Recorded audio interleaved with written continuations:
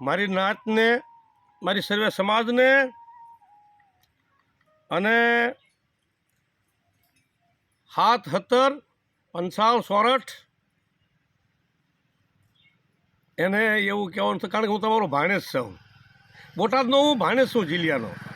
અને એ જિલ્લો એવો હતો કે જગતભાઈનું નામ ગાજે નારું મના, એનો ભાણેજ છું. એ મારા દાદા હતા. ધીરુ અગડ મારા સસરા છે, જોરુ અગડ મારા સસરા છે. અને 7 17 મારે એટલું કહેવાનું, જો સમજાય તો કેવું સમજાવવાનું કે પાંખાળો પર ઉડનો ગરમા જેનું ગામ, વર પેલા તોરણે સડઈ કારીગરનું કામ. મારી નાત પાંખાળો પર ઉડનો ગરમા જેનું ગામ, વરની પેલા તોરણે સડઈ કારીગરનું હોય કામ. ભાઈ એટલે વલખા મારે વિપદ ન થાય ને વલખા મારે આપણી જીત ન થાય. અને જેમ થતું હોય એમ જ થાય, અને જેમ હોય એમ જ હોય ભાઈ.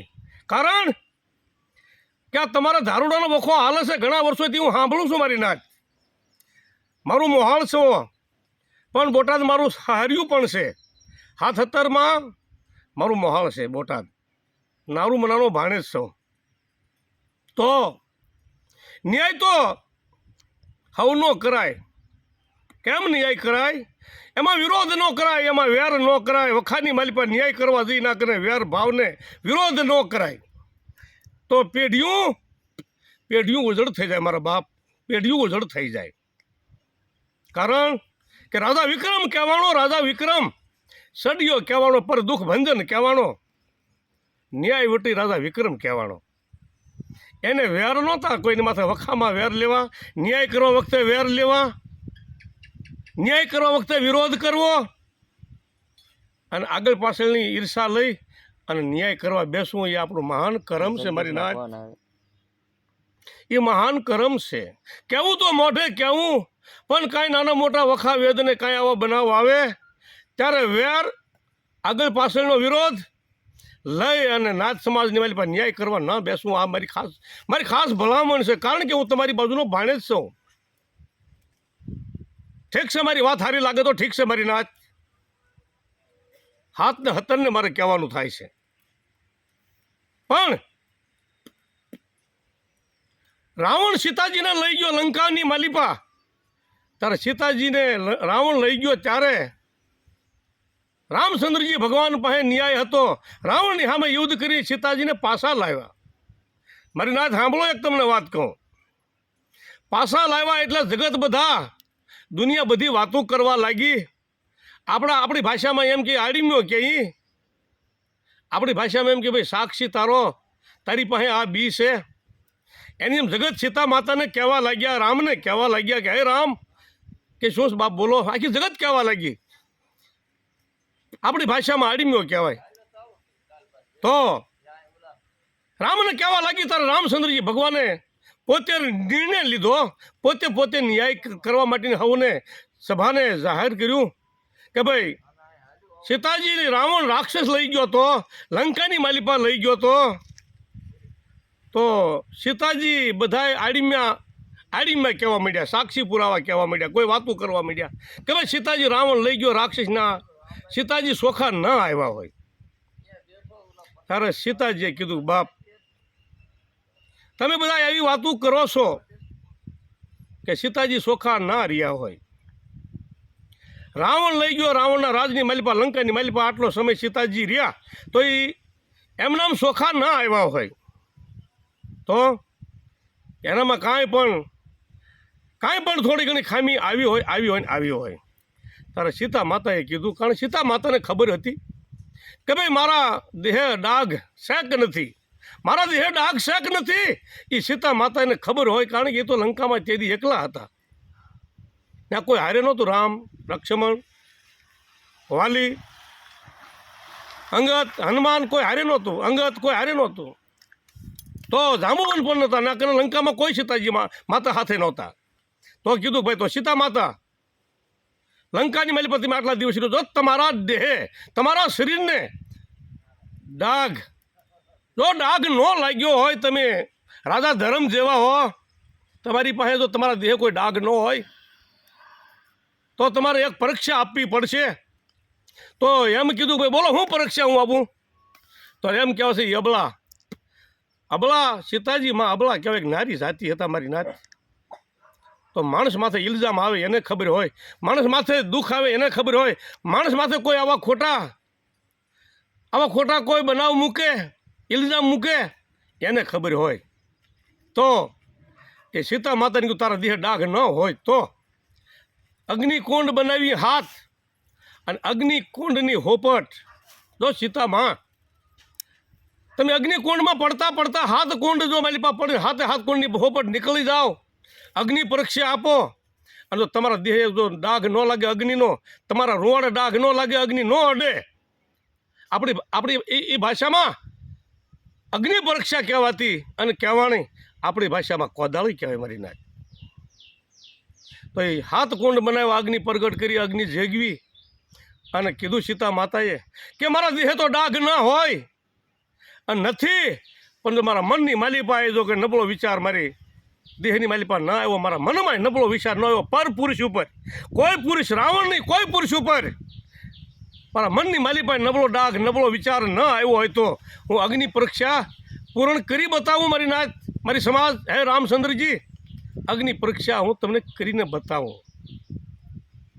તારે એમ કહેવાય છે કે અગ્નિ નાય ધોઈ કસોબતા કાઢી શોભતા પહેરી અને પ્રાર્થના કરીને 33 કોટો દેવતાઓને રામચંદ્રજી ભગવાનને પગે લાગી અને કીધું કે મારા દેહની માલી પર ડાઘ, મારા દેહ તો ડાઘ નહીં પણ મારા મનની માલી પર ડાઘ, જો કોઈ મારા મનની માલી પર નબળો વિચાર કોઈ પર પુરુષ માથે, કોઈ પારકા પુરુષ માથે મારા મનમાં નબળો ડાઘ ન આવ્યો હોય, નબળો વિચાર ન આવ્યો હોય તો આ અગ્નિ માતા મને તમે કોઈ શરીરે ડાઘ ન પડવો જોઈએ, મારા રોડ ડાઘ ન પડવો જોઈએ. હે અગ્નિ માતા, અને જો મારા મનની માલી પર નબળો વિચાર આવ્યો હોય તો મને તમે બાળીને મારી પાસે ભસ્મા કરજો અને મને બાળી દેજો. હે અગ્નિ માતા, હે અગ્નિદેવ. એમ કરીને હાથ કોણની માલી પાસે પડતા હાથ કોણની બહાર નીકળે શરીર. સીતાજીના શરીરે પણ એના રોવાડે ડાઘ જ્યારે અગ્નિ માતાએ અગ્નિદેવે જ્યારે શરીરે ડાઘ પણ રોવાડે ડાઘ ન પડ્યો ત્યારે રામને અંગતને સુગ્રીવને સર્વે સભા સાથે હતી અને પણ સાબિત થયું કે સીતા માતા જેવા હતા એવા જ પણ પાછા આવ્યા છે, એના દેહ ડાઘ નથી. તો એમ તો સોર સીતાજી માને ગણ્યા હતા, સોર સીતાજી માને ગણ્યા હતા. બીજા વાતો કરવાવાળા આડીમાં તો બહુ હતા.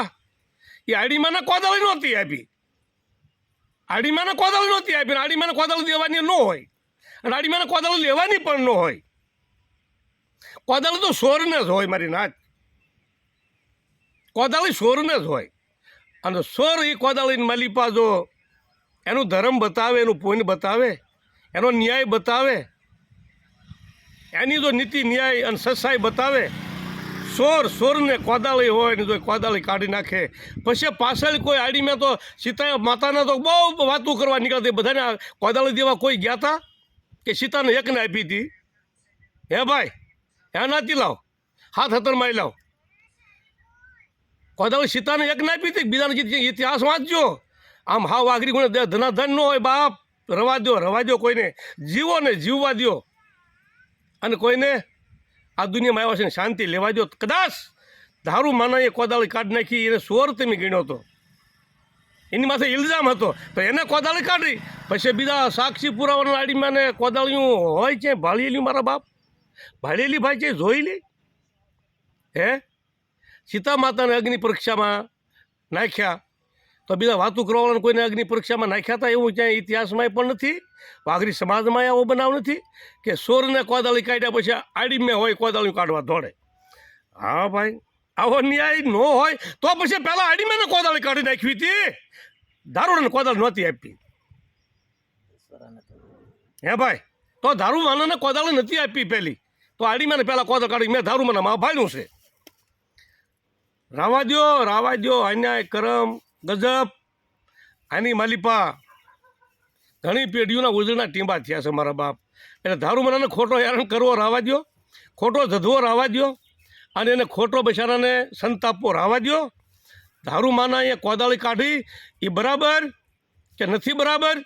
કોદાળી સોરિયાને હોય કે આડીમાને હોય? કોદાળી સોરિયા કાઢ્યા પછી આડીમાં કોદાળી કાઢે વાજબી છે મારી નાથ? એ ન્યાય છે? ક્યાંક લોકો આપણને મને જ હસવું આવે કે આ બધા લોકો સોરિયાને કોદાળી દીધી તો બરાબર છે, પણ ભાઈ આડીમાં કોદાળી કાઢવા માંડ્યા તો કીધું આ મારો બેટો આ તો કાંઈક આ કાયદો બીજો, આ કાનૂન બીજો, ને આ ન્યાય બીજો, ને આ ખેલ બીજો. આવા ખેલ વાઘરી કોમ સમાજ, આપણી દેવી પૂજક સમાજ આવા ખેલ કરો એ વાજબી નથી ભાઈ. પેલા દારૂ માનાને જીવી ખાવા દો, રાવા દો. કોદાળી તો સોરિયાને જ હોય, કોદાળી સીતા માતાને જ હોય. વાતું કરવાવાળાને કે રાવણના ઘરે ગઈ હતી ને હારી નોર એ કોદાળી એને નથી કોઈ દીધી. રામાયણની માલીભાઈ પણ કોદાળી સીતા માતાને દેવાણેલી છે, તો સીતાને કોદાળી દીધી ના સર્વે સહી રાખી.